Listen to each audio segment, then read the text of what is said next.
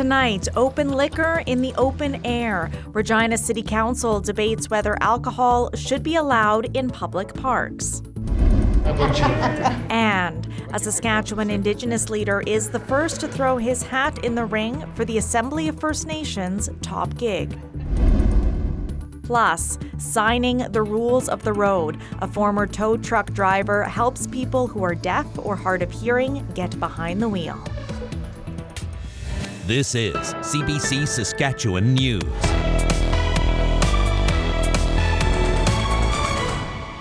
It's Wednesday, August 16th. CBC Saskatchewan News starts right now. Good evening. I'm Natasha Lipney, and thank you for joining us. Regina residents will not be allowed to drink alcohol in city parks after all. Late this afternoon, City Council voted 7-4 to reject the proposal. Those who oppose the idea were at City Hall to have their say. Alexander Kwan takes us inside Council chambers for the debate. I agree with many councillors that most of the population does use alcohol responsibly. However, a minority does not. Regina City Council faced a long list of delegates on Wednesday, many with tough words for a proposed plan that would allow the drinking of alcohol in a limited number of city parks. Anytime we allow for more alcohol to be drunk in the city is to add to the problem and not necessarily solve problems. Regina is the first municipality in Saskatchewan to attempt to grapple with the new powers provided by the provincial government earlier this year. It's now up to cities and towns to decide whether they'll allow outdoor public places for drinking. Regina City Administration proposed that alcohol could be consumed in 12 parks spread throughout the city. Some councillors say the city should have talked to residents first before bringing the changes forward. So it's not like we're going to have it. It's like, do you even want it in our parks? To me, that was a miss. The city manager suggested that critical voices are always louder than the ones in support of a new idea. The feedback that you will get prior to any implementation will not be positive.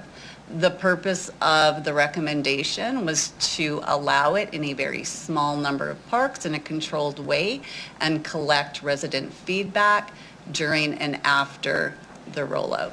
At least one councillor suggested that some residents may not care what the rules are anyways. Alongside of that, I've had many residents get a hold of me to tell me of the time we're wasting because they're already going to crack a beer in the park when they feel like it, and our silly little rules aren't going to change their mind one way or another. Council's decision will also impact whether drinking is allowed in Wascana Park. It's under the province's authority, but officials said they'd follow Regina's lead. Alexander Kwan, CBC News, Regina. Regina City Council did approve a plan to help homeowners whose properties suffered from flooding during a pair of nasty storms earlier this year. They can now apply for funding from the province's Disaster Assistance Program. The city saw significant rainfall on June 2nd and June 7th, enough that a few underpasses flooded, and there were nearly 300 calls for service related to excessive water in homes. People will have to go through the province to receive money for eligible, uninsurable essential items that were lost at their primary home. A Saskatchewan man is the first person to enter the election race for Chief of the Assembly of First Nations. Federation of Sovereign Indigenous Nations Vice Chief David Pratt made his campaign announcement this morning at Wanuskewin Heritage Park, just outside of Saskatoon. He was flanked by more than a dozen chiefs and other supporters. Pratt says his priorities will include child welfare, policing, and natural resource development. We want to be full partners at the table in any type of resource development as we're moving forward, so that our chiefs and our member nations have a share in the prosperity and all of the development of the resources of this land. First Nations have been pressing for greater involvement in traditional sectors such as oil and potash, but also in the recent push for what those in the industry are calling critical minerals like lithium and helium. The AFN election takes place at the end of this year. Flooding has caused headaches for one of SaskPower's largest generation plants. The Poplar River Power Station near Coronach went offline at the end of June. One of two units was brought back to full capacity this week. The other one is still not operational, and crews continue to work to get it back online.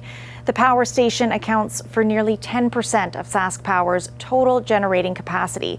It's had to ask some industrial customers to lower their usage at certain times of the day as a result.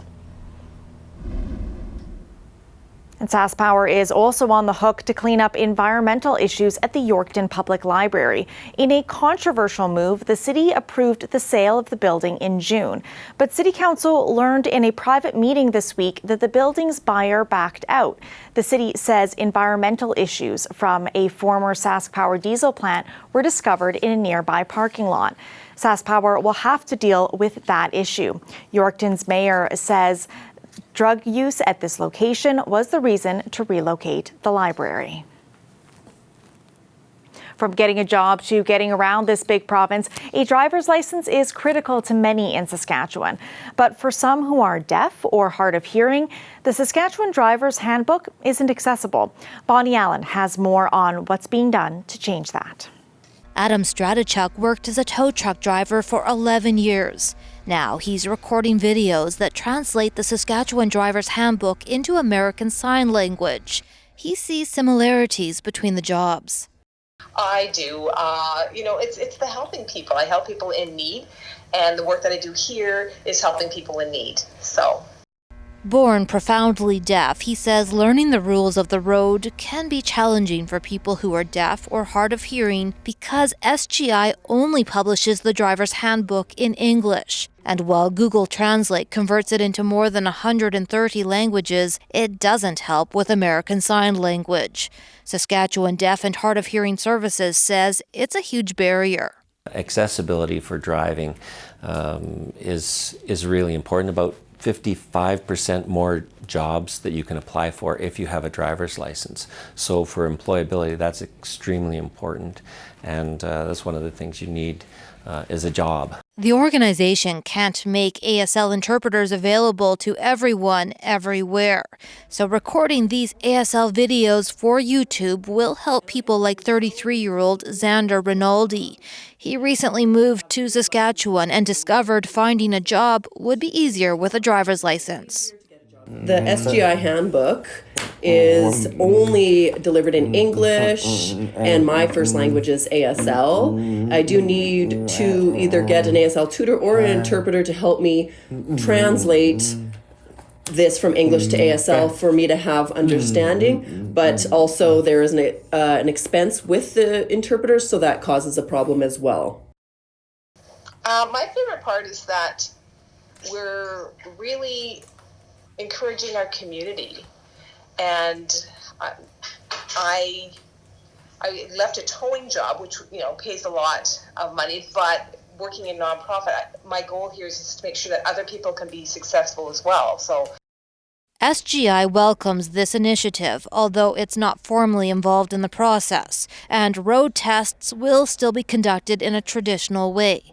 But with these videos, Stradichuk hopes anyone whose first language is ASL will be more prepared. Bonnie Allen, CBC News. The Saskatchewan Roughriders were back on the field today, coming off of a painful defeat in Montreal. The Riders lost more than the game. They lost quarterback Mason Fine to a leg injury. The Riders haven't named a starter for Sunday's showdown with the BC Lions at Mosaic Stadium, but today's practice suggested it will be Jake Dolegala's turn. The second-year Rider came in after Fine's injury in Montreal. Head coach Craig Dickinson provided a bit of an update on Fine's status, while Dolegala says he is looking forward to Sunday. Other than it's a hamstring, and we'll see how he does. But it doesn't look like he's going to be able to go this week. Is there a timeline? Yeah, I mean, we'll see. Again, we're being aggressive with treatment, and we'll probably sit him this week, and then hopefully get him back after the bye. Yeah, it's going to be exciting. I think the fans are, I think the fans are going to be ready to go. It's a huge game for us, obviously. BC's at the top of the West right now, so we got to come out and we got to have a great game. The newest Roughrider was also on the field today. 28-year-old Antonio Pipkin was acquired in a trade with the Hamilton Tiger Cats on Sunday. Pipkin is well-traveled. The Riders are the 6th team he has played for.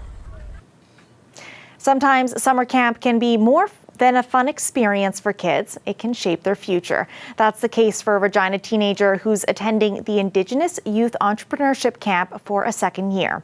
Here's the CBC's Jennifer Francis with his story. Indigenous teenagers have come from all over Canada, some as far as Labrador, for a special kind of summer camp. Ages 15 to 19, they're spending the week here at the First Nations University of Canada. And they're learning aspects of becoming entrepreneurs, such as planning, marketing, finance, and accounting. Coordinator Jason Bird says the students are encouraged to see the business industry as kinder and friendlier, rather than cutthroat and competitive. So we're trying to show them, we're going to help you figure out how to start these businesses and how to do these kind of things. But if you ever go forward, keep the values that you have. Don't change the society's values that can be they treat people kind of like they're commodities, that they're not important. Kind of keep the way we do things. 18-year-old Aidan Akin Kinistino from Ochapowace First Nation lives in Regina. This is his second year at the camp. You get to make your own sort of company and build that with other people.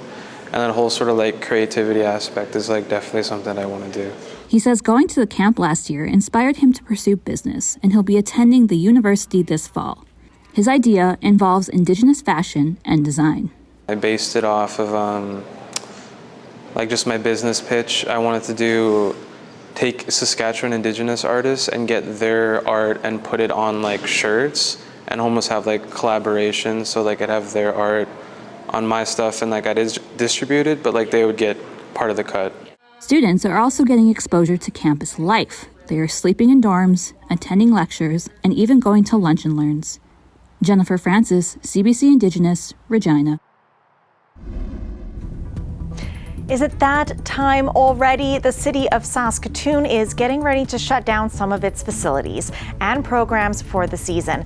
The water will be shut off at pools and spray pads around the city over the coming 2 weeks. Check out the city's website for details. And we'll be back after the break.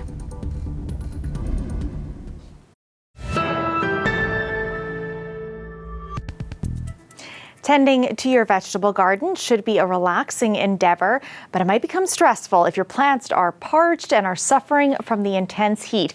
We asked soil specialist Ashley Essikin for some advice. So this year is a drought year, a little bit more severe than what we saw last year. Now when we combine this drought with really intense heat, we can see some plants definitely struggling. So here we have a tomato plant and it is cupping. This cupping is actually a result from the heat, and it's a very common appearance in our gardens here in Saskatchewan. This is completely caused by the heat stress along with the drought conditions. Now you combine this with really intense sun and heat and you can see why the plant is struggling. I water in a heat wave. I try to keep it just on the soil surface, and I will only do it at night, because if you do it in the morning, you're just intensifying the humidity, which ultimately intensifies the heat in most cases. Oh, that is really good.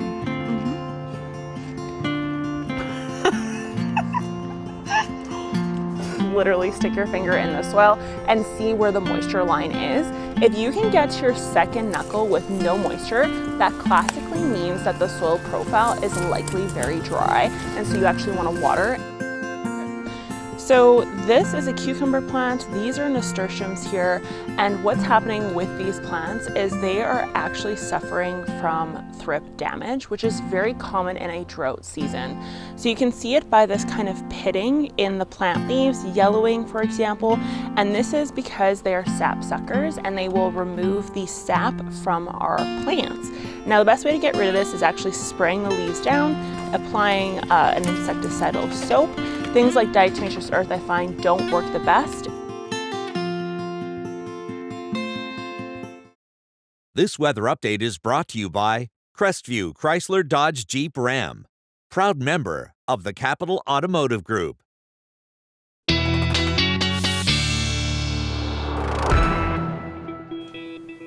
And weather specialist Ethan Williams joins us now. Ethan, I was in a battle against the wind, biking to work today, and well, you can guess who won. Yeah, and you know, when you ride home, Natasha, it'll be the quickest commute you've ever had, because the wind is just going to blow you right back home. It has been So breezy today across a lot of the province, especially in southeastern Saskatchewan. We're still seeing those gusts right now in that kind of 60-kilometer-an-hour range in places like Regina, Weyburn, Estevan, Yorkton.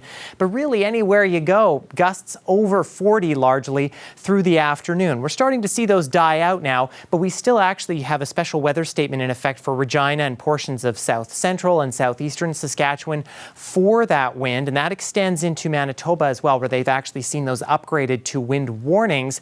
And of course, we still have our air quality statements in effect for a lot of eastern and northern Saskatchewan. And I think the smoke going to continue to be an issue through these next couple of days. We, of course, have the smoke that we see now. And this model really doesn't show it very well. But I think tomorrow, through a good chunk of the province, including as far south as Saskatoon, we could still see that smoke move in through the day and even maybe impacted by fires out west in BC instead of just the fires in the Northwest Territories. But for northern Saskatchewan, those fires up north going to continue to cause smoke issues as we head into the weekend as well. Now, our temperatures have taken a bit of a hit with that system that moved through and brought the rain overnight. Low 20s for a lot of us. We're below the 20-degree mark now, closer to the Manitoba border. And especially for southwestern Saskatchewan, this is a 5 to 10-degree temperature drop from yesterday when you compare daytime highs yesterday to highs today. And things are going to get cooler. This area of high pressure clearing things out tonight and making things chilly. Regina and the south, we could get as low as about 5 degrees overnight. We're not too concerned about frost, though. Don't think it's going to get that cold.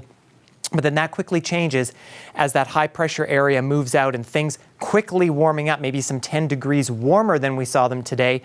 And then that system moves out and we have another low pressure area moving in for Friday, which will bring through some rain to the north again and pick up the winds in south and central.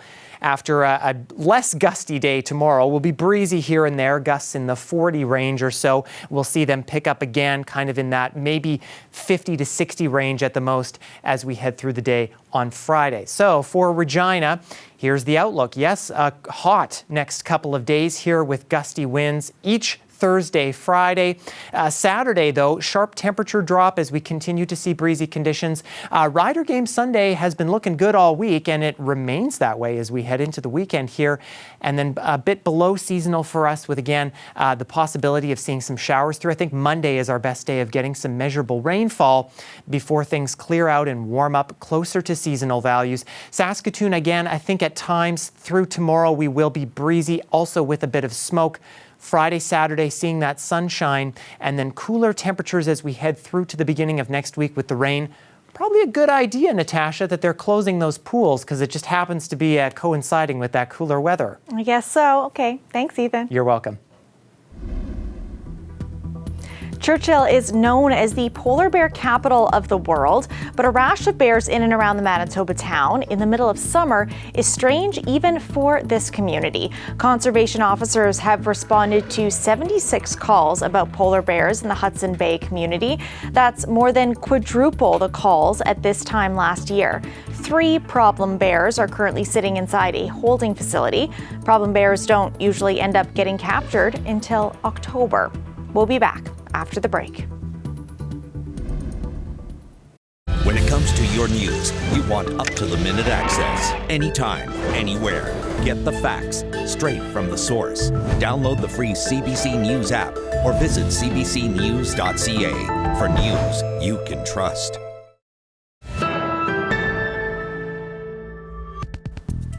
The main road into Lahaina on Maui has reopened, at least temporarily. People can now see the devastation wildfires caused last week. Officials have confirmed 106 people were killed.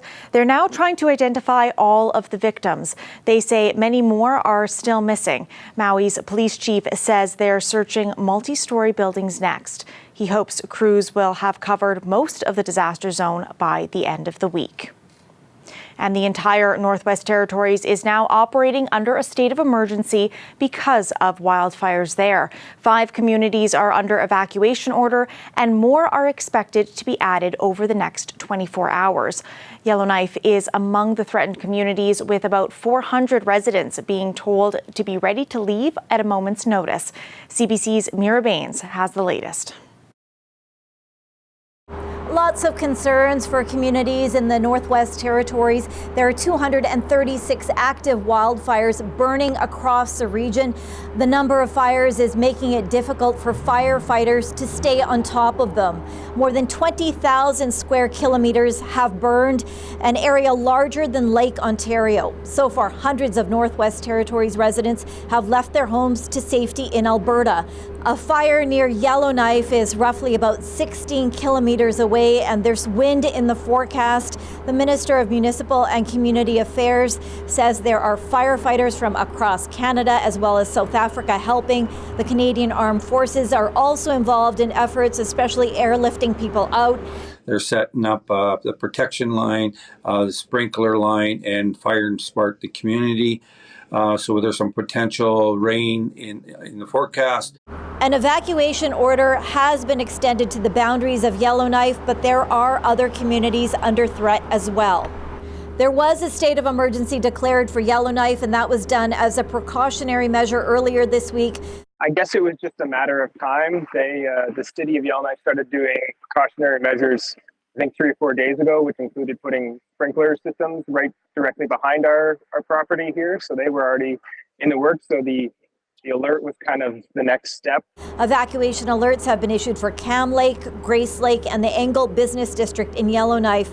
People have said there was thick, heavy smoke and an eerie red glow as they left their communities and bumper-to-bumper traffic. The Premier is urging calm. She said there were some car accidents as people tried to leave Hay River. Some people have refused to leave, but there are now hundreds at evacuation centers in Alberta. Officials are urging people to leave areas that are under threat, and they say that road conditions could change very quickly. Mira Baines, CBC News, Vancouver.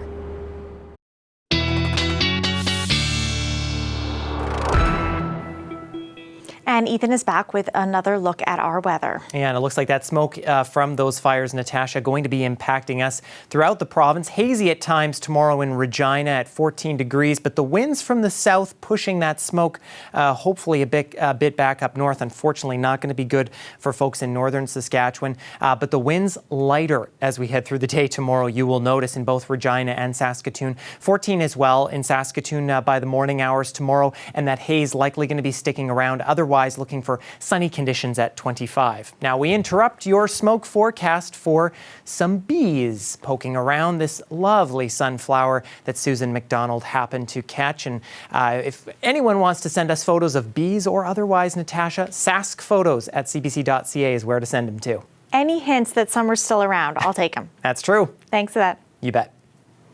Before we leave you, a rite of passage for the little ones heading off to school for the first time this fall. Hundreds of children gathered for a test run before their first actual bus ride to school. It elicited a mix of emotions for the tiny tots and for their parents. It was overwhelming. I can't believe that soon he's going to be going to kindergarten. So I was really excited and relieved that at least there is going to be someone, keeping an eye on my son when he's going to kindergarten. And it was a bit of a relief and excitement, I guess. The event is called First Ride. It's organized by Regina Catholic and Regina Public Schools. School starts in just under 3 weeks. And that's it for us tonight. For news anytime, head to cbc.ca/sask, or you can subscribe to our YouTube channel. Ethan and I are back at 11. Thanks for watching.